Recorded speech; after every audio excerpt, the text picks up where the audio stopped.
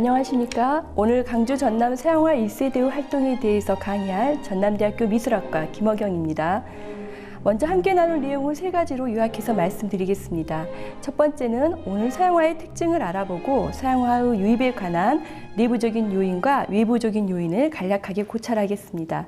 두 번째는 서양화가 직접적으로 도입된 시기인 1910년대를 중심으로 한국 근대 서양화가 1세대들의 활동과 작품의 특성을 알아보고요. 세 번째는 이 시간 강의의 주제인 강주 전남 서양화가 1세대의 활동이 시작된 1920년대의 화단을 순차적으로 살펴보도록 하겠습니다. 동양의 전통 회화와 달리 서양화는 어떠한 특징이 있을까요? 서양화의 가장 두드러진 특징은 바로 15세기 르네상스 시기에 발명된 유화와 원근법의 사용이라고 할 수 있습니다. 유화의 소실점을 이용한 원근법의 사용은 우리의 눈에 보이는 2차원의 세계를 화면 안에 3차원의 입체감과 공간감으로 구축할 수 있게 되어서 사실적인 대상의 표현이 가능해졌습니다. 초기 르네상스 시기에 형성된 이러한 사실주의적 화풍은 서구 회화의 기초이자 전통이 되었습니다. 물론 동양의 산수화에서도 이와 같은 특징을 발견할 수 있습니다. 북송의 곽희의 경우 서양의 원근법보다 이미 400여 년에 앞서 삼원법인 고원, 심원, 평원법을 통하여 한 화면 안에 공간의 구성을 할 수 있었습니다. 조선 초기에 받아들여진 우리의 초상화, 산수화에서도 후기와 말기에 이르면 전통 회화의 준법에서 벗어난 이색적인 화풍을 발견할 수 있고요. 서양화에서 17, 19세기에 화가들이 초벌 그림 제작에 사용되었던 카메라 오스큐라, 즉 중국에서 추경경이라고 불리는 기구를 활용해서 사실적인 인물 묘사도 이루어졌습니다. 당연히 채색의 사용도 부분적으로 자연스럽게 사용되었습니다. 하지만 서양화에 나타난 작품 제작 원리인 원근법과 유연하고 분명한 색상을 다양하게 표현할 수 있는 유화의 사용은 마치 빛 바랜 흑백 사진에서 칼라의 사진으로 변모를 보이듯 우리의 시각에 커다란 충격을 주었습니다. 그럼 서양화의 유입은 언제 어떻게 이루어졌을까요? 크게 내부적인 요인과 외부적인 요인으로 나뉘어 말씀드리겠습니다. 먼저 외부적인 요인으로는 16세기부터 중국을 통해 서양화가 전해지고 있었다는 점을 들 수 있습니다.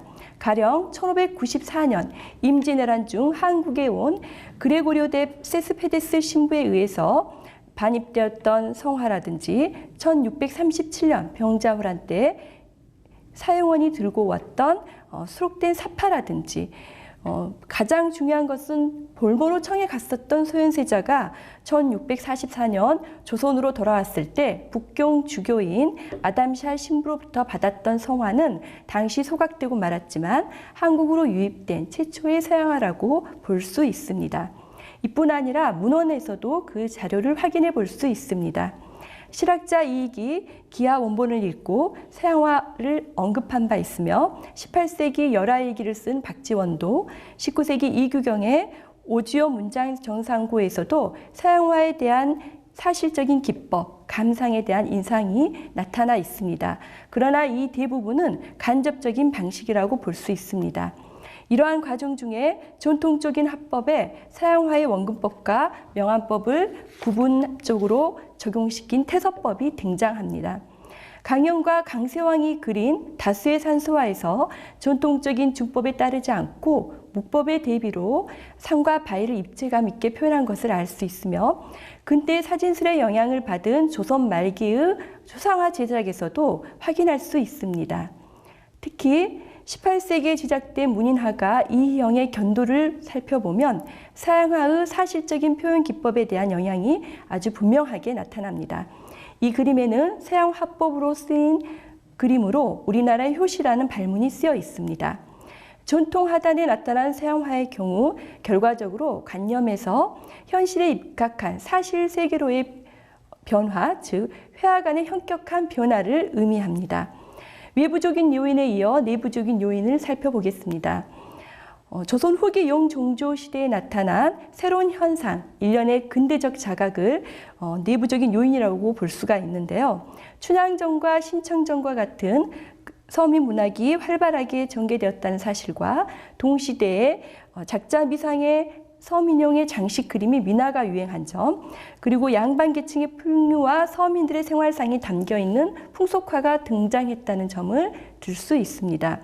그동안 역사의 중심 인물이 아닌 타자로 소외됐던 민중이 서민들의 문화를 소장하고 향유할 수 있었다는 것은 의식의 내부적인 변화와 바로 현실에 눈을 뜬 근대적 자각에 대한 반로에서 기인한 것이라고 볼 수 있습니다. 결과적으로 이러한 의식의 변화는 우리가 현실을 직시하고 사실적으로 재현하는 서양화의 도입으로 이어졌다고 해도 과언이 아닙니다. 한국의 전통 미술과 근대 미술을 외형적으로 구분짓는 가장 뚜렷한 기준도 바로 작품 제작의 원리와 재료 변환에 두는 것도 바로 이 사실적인에 기반한 의식의 변화 때문입니다. 그렇다면 한국 근대 미술에서 서양화가 직접적으로 도입된 시기는 언제일까요? 서양화에 대한 직접적인 인식은 1897년 대한제국으로 국호가 바뀌고 서울의 외교 공간이 들어오면서 많은 기술자와 화가들이 빈번하게 내한을 하게 되었는데, 특히 국내에 서양화 제작이 직접적으로 이루어지면서 이들에 의해서 가속화되었다고 볼 수 있습니다. 대표적인 인물로는 휴고트 보스와 레오폴드 레뮨을 들 수 있는데, 1899년 궁정의 초청으로 온 휴고 보스는 한 달 동안 서울에 머물면서 고종 황제 어진과 중추간의 의관을 그린 민상호 초상, 그리고 서울 풍경을 직접 제작하였습니다.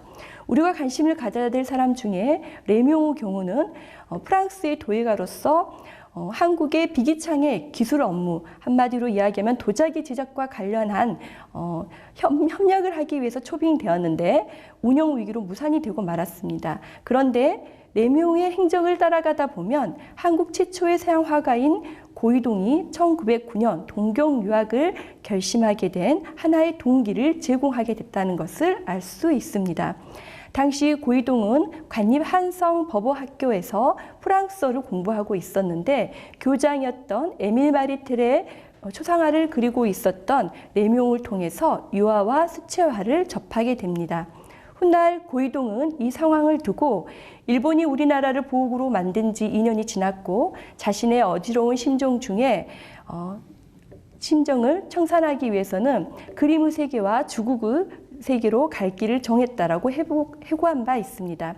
이를 계기로 한국인이 직접적으로 서양화 교육을 체험한 것은 고이동이 1910년 동경미술학교에 입학하면서부터 본격적으로 이루어졌다고 볼 수 있으며, 그가 귀국한 1915년에 당시 매일신보에 조선인 서양화가 1호로 공인되었습니다. 우리나라가 일본 통치가 이루어졌던 1945년까지 정규 미술학교가 없었던 까닭에 대다수의 학생들은 일본으로 유학을 가게 되었는데요. 서양의 근대적 양식을 수용했던 첫 단계인 1910년대는 고이동에 이어서 김간호, 김찬영, 나혜석 등 일본으로 순차적으로 유학을 가게 되었고요. 1920년대에는 이종우에 의해서 프랑스로, 그래서 그는 한국 최초의 도불 화가로 불리우고, 또 1920년도에는 장발과 임용련도 미국으로 유학을 떠나게 됩니다. 우리나라의 학교가 설립된 것은 1946년 서울대학교 예술과이니 그 이전에는 대다수가 유학을 통해서 서양화를 접했다고 볼 수 있습니다. 서양화의 도입 시기인 이들의 1910년도에 제작된 작품들이 궁금하지 않을 수가 없는데요. 현존하는 고이동의 작품, 세 가지의 작품 중에서 서가를 배경으로 그려진 부채를 든 좌상을 살펴보겠습니다. 작품을 보면 고이동을 중심으로 뒤에는 많은 책들이 서가에 꽂혀져 있고, 작품에는 제작 연도와 이름을 영문으로 표기하고 있습니다. 이는 자신이 근대 지식인이자 서양 화가로서의 자의식을 나타내고 있음을 알 수 있습니다. 고이동에 이어서 두 번째로 동경미술학교에 입학한 김간호는 뛰어난 역량을 인정받은 사람입니다. 그의 졸업작품인 해질녘은 1916년 일본 관전이었던 무무성 미술전람회에 출품되어서 특선작 11점 중에 하나로 뽑히게 되었습니다. 당시 서양화 부에 출품된 1546점 중에 11점 안에 든 것이니 상당히 놀라운 기량을 갖고 있었는데요. 당시 매일신보에는 조선 화가로서 처음 얻은 영예라는 제목으로 보도가 되었습니다. 해질녘은 김관호의 고향 능라도를 배경으로 대동강변에서 두 여인이 목욕을 하고 나온 뒷모습을 묘사한 그림인데요. 당시는 그림 속 벌거벗은 여인으로 인해서 신문에 작품 사진이 게재되지 못했지만 서구 인체에 대한 새로운 인식을 제공한 최초의 누드화로서 화제를 모은 바 있습니다. 자, 이들 그림의 특징은 어떠한 특징을 보일까요? 동경미술학교 교수인 그들의 구로다 세익기의 화풍과 연관지어 설명할 수 있습니다. 구로다 세익기는 프랑스 유학을 통해 살롱 화가였던 라파엘 코랭으로부터 절충된 외광파와 아카디즘을 배우게 됩니다. 이후 자국에 귀국한 구로다 세익기는 일본에 이식된 인상주의와 아카데미즘이 결합된 양상을 선도적으로 이끌어 나갑니다. 여기서 이해를 돕고자 19세기 프랑스의 인상주의를 잠깐 언급해 보면 프랑스의 인상주의는 아카데믹한 사실 그대로를 재현하기보다는 새로운 관점에 따라 대상을 순간적인 인상을 표현하고자 했습니다. 그래서 인상주의는 빛에 따라 대상에 비친 색채가 한순간이라도 동일하지 않다고 판단했기 때문에 빛에 따라 시시각각 변화하는 자연의 변화를 집요하게 추적해 나갔습니다. 이들이 대상을 보다 생동감 있게 표현하기 위해서 실내에서 벗어나 작업실을 떠나 야외에서 작품을 시도하였는데요. 당시로서는 새로운 현상이었습니다. 물론 19세기 프랑스의 환경과도 영향이 있는데요. 당시에 이동용 이절이라든지 금속 튜브로 된 유화 물감이 등장하였고 무엇보다 철도가 발달되어서 기차를 타고 어느 곳이든지 이동을 해서 그림을 그릴 수가 있었습니다. 인상주의는 야외의 빛을 중요시한다는 점에서 외광파라고 불립니다. 여기서 여러분들이 외광파와 인상주의를 혼동하게 되는데요. 엄밀한 의미에서 외광파는 실내에서 그림을 그렸다는 점에서 인상파와 유사하지만 인상파가 살롱, 아카데믹한 그림의 반기를 든 것에 반하여 외광파는 인상파의 기법과 아카데믹한 주제를 절충하는 자세를 보임으로써 오히려 살롱을 중심으로 활동을 하게 됩니다. 그래서 외광파와 인상주의는 작품 제작의 방법에 있어서는 공통점을 보이나 이들이 갖고 있는 예술과는 현저하게 차이가 있다고 볼 수가 있습니다. 그런데 구로다 세익기는 외광파의 대표적인 인물이었던 라파엘 코랭에게 사사를 받았기 때문에 일본의 근대미술과 한국의 근대미술은 외광파 또는 인상주의 또는 아카데미즘이 절충된 형식이다라고 이해를 하고 있습니다. 결국 한국의 서양 미술은 일본 식민지 시대와 중첩되는 특수성으로 인해 일본이 받아들인 절충된 양식만 도입되었을 뿐 인상파나 아카데미즘 화풍과 같이 제한적이고 아류적인 양상을 띈다고 평가를 받고 있습니다. 따라서 한국의 서양화가 극복돼야 될 가장 중요한 것은 일본의 절충된 양식이라고 하겠습니다. 자, 이러한 특성으로 인해 제1세대 서양화가들의 행보를 추적해 보면 민족적인 회화의식을 갖는 데 어려움이 있다는 것을 유추해 볼 수가 있습니다. 고이동은 1921년 서화협회를 창설해서 주도적으로 이끌고 근대적인 전환을 시도하였으나 일제의 문화 통치로 인하여 중단되고 맙니다. 시대적인 인식의 한계와 부딪히고 창작에 대한 어려움을 토로하면서 결국 1927년에 서양화에서 동양화로 전향하고 맙니다. 김관호 경우도 귀국 후 자신의 고향에서 1916년 최초로 평양에서 개인전을 열게 되지만 뜻을 이루지 못하고 또 같은 고향 출신이었던 김찬영과 함께 삭성회를 개설하여서 후진 양성을 도모했지만 이것도 역시 좌절되고 맙니다. 여러분이 잘 아시는 최초의 여성 화가인 나혜성 역시도 당시 문학적 소양과 그림적인 역량이 아주 뛰어났었죠. 그런데 그도 1921년에 서울 경성일보사 내청각에서 개인전을 열 만큼 국내 서양화단에 활기를 불어넣었지만 결과적으로는 현실과의 갈등에서 오는 이중고를 겪으면서 작품 활동에 대한 신념이 꺾이고 말았습니다. 이들은 동시대 구성원과 공동체 의식을 수립하지 못했다라는 그런 안타까움과 함께 절필을 하거나 이후 활동력을 상실하고 맙니다. 한국 서양화의 도입 시기가 1910년도라면 강주 전남은 1920년대에 이르러 서양화를 직접적으로 체험하게 됩니다. 강주 전남의 서양화가 도입된 것은 요수 교동 출신의 김홍식이 1923년 동경미술학교로 유학을 떠나게 되면서 시작되었다고 볼 수 있습니다. 김홍식에 이어 오지호, 박근호, 김두재 등이 차례로 동경미술학교에 입학함으로써 강주 전남 1세대 서양 화가로 성장하게 됩니다. 당시는 서울이라는 중앙의 화단을 거치지 않고도 여수나 군산, 목포를 통한 개항 항구를 통해서 일제강점기부터 1945년 해방까지 일본 유학을 떠났기 때문에 강주 전남 출신이 무려 30여 명에 이른다고 볼 수 있습니다. 그래서 서울과 평양 다음으로 가장 많은 유학생을 배출한 이 호남 화단은 한국 근현대 미술사의 흐름과 견주어 보면 10여 년의 안팎의 차이를 두고 1920년대에 화단이 형성되기 시작했다는 것을 알 수 있습니다. 1920년대 김홍식과 박근호, 오지호, 김두재의 작품은 어떠한 특성이 나타날까요? 결과를 먼저 말씀드리면 1910년대 서양화 도입 제1세대와 유사한 특성을 보인다고 하겠습니다.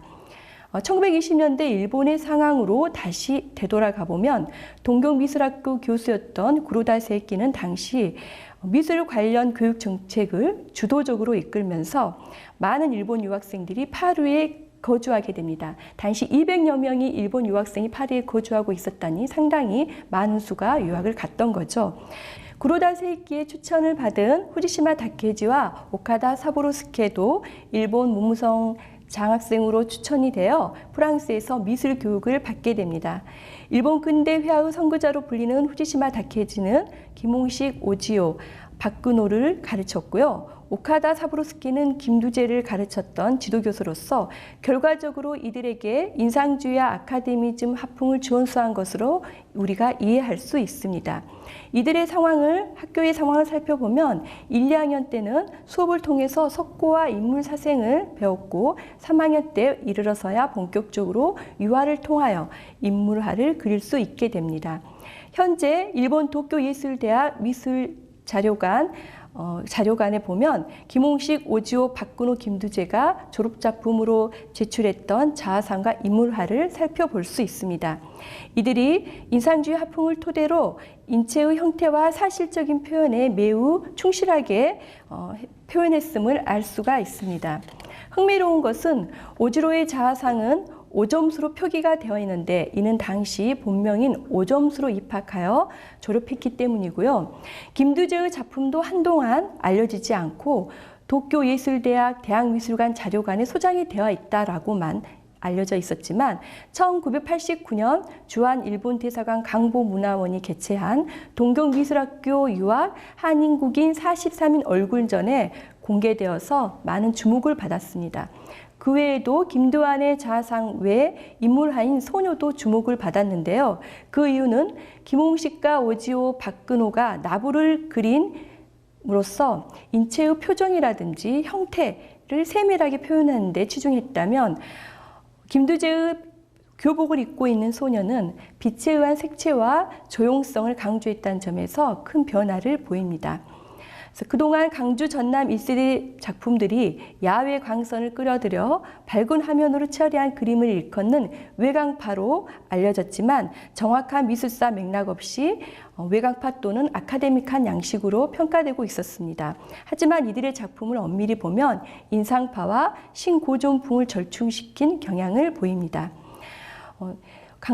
근대 1세대 화가들과 마찬가지로 강주 전남 1세대 서양 화가들 역시 새로운 조형 언어인 유화를 수용했음에도 불구하고 창작 활동을 이어가지 못하고 내용보다는 형식에 치중했다는 결과는 여전히 뒤따릅니다.